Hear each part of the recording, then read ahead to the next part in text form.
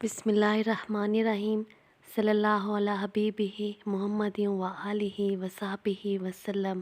السلام علیکم۔ آج کل جو دنیا کا سب سے بڑا مسئلہ، سب سے بڑی پریشانی ہے، وہ رکاوٹ ہے، وہ بندش ہے۔ وہ ہر قسم کے رکاوٹوں اور بندشوں سے اتنے زیادہ پریشان ہیں کہ ایک عالم کے پاس جاتے ہیں، دوسرے عالم کے پاس جاتے ہیں، لیکن ان کو کوئی بھی راستہ نظر نہیں آتا۔ سب وقتی طور پر ہوتا ہے۔ کسی کی شادیاں نہیں ہوتی، اگر شادیاں ہو جاتی ہیں تو ان کی اولاد نہیں ہوتی۔ اگر جس کی اولاد ہو جاتی ہے تو وہ بیمار ہوتے ہیں، یا ان کے گھر میں ایسا مسئلہ ہوتا ہے کہ اس کا ہسبینڈ یا اس کی ساس سسر یا کوئی بھی ایسا رشتہ جو ان سے بہت نفرت کرتا ہو۔ تو ایسی زندگیاں چل رہی ہیں جس کو ہم بندش، رکاوٹ اور پتہ نہیں کیا کیا نام دیتے ہیں۔ یہ باتیں سچ ہیں، یہ باتیں بالکل سچ ہیں۔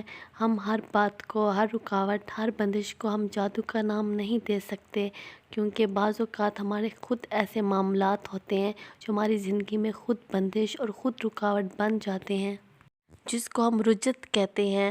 تو یہ جادو بھی ہو سکتا ہے، لیکن یہ رجت زیادہ تر ہوتی ہے، کیونکہ جب ہم قرآن پاک یا کوئی ذکر کرتے ہیں تو اکثر کہتے ہیں کہ اٹھتے بیٹھتے چلتے پھرتے پڑھو۔ اس کا یہ مطلب نہیں ہے کہ آپ نالی کے ساتھ سے گزرو یا آپ کوئی ایسی گندی جگہ سے گزرو جہاں پہ گندا پانی ہو، یا نہ کوئی ناپاک جگہ سے گزرو تو آپ درود پاک پڑھو یا کوئی سورت پڑھو یا کوئی آیت پڑھ لو۔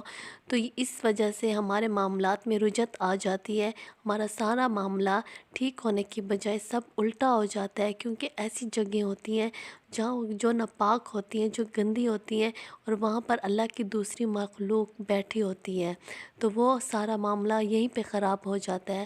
تو اس لیے کہتے ہیں کہ صرف انسان ہی نہیں ہوتے کہ راستہ بند کرنے والے، بلکہ دوسری مخلوق بھی ہوتے ہیں جو ہم انسانوں کا راستہ بند کرتے ہیں، بندش لاتے ہیں، جس کو ہم رجت کا نام بھی دے سکتے ہیں۔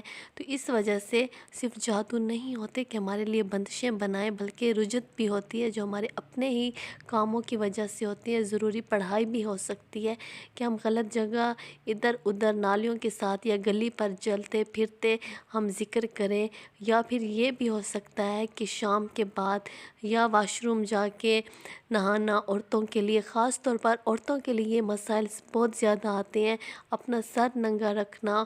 ان ہی باتوں کی وجہ سے آج کل اتنی زیادہ بندش ہو گئی ہے جس کو ہم جادو اور تعویذ کا نام دیتے ہیں، حالانکہ اس میں سے 50% رجت کا نام دیا گیا ہے، جو ہمارے اپنے ہی کاموں کی وجہ سے، ہمارے اپنے ہی معاملات کی وجہ سے ہماری زندگی اس وجہ سے پھنس چکی ہے، اور ہم دن بدن پریشانیوں میں مبتلا ہو چکے ہیں۔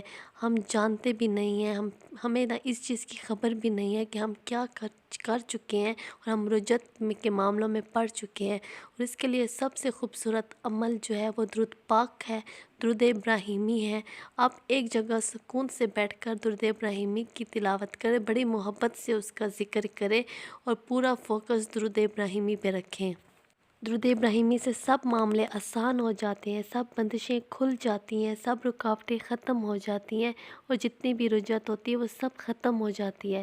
درود ابراہیمی میں اتنی تاثیر ہے، اتنی طاقت ہے، یا آپ اپنی آنکھوں سے دیکھیں گے، لیکن بشرط یہ ہے کہ آپ نے بڑی فوکس سے، بڑی محبت سے، اور پورا کا پورا دھیان درود ابراہیمی پڑھتے وقت ان الفاظ پہ رکھنا ہے۔ پھر کچھ ہی دنوں میں آپ کو 100% رزلٹ ملے گا انشاءاللہ۔ صلی اللہ علیہ حبیبہ محمد و آلہ و صحبہ وسلم۔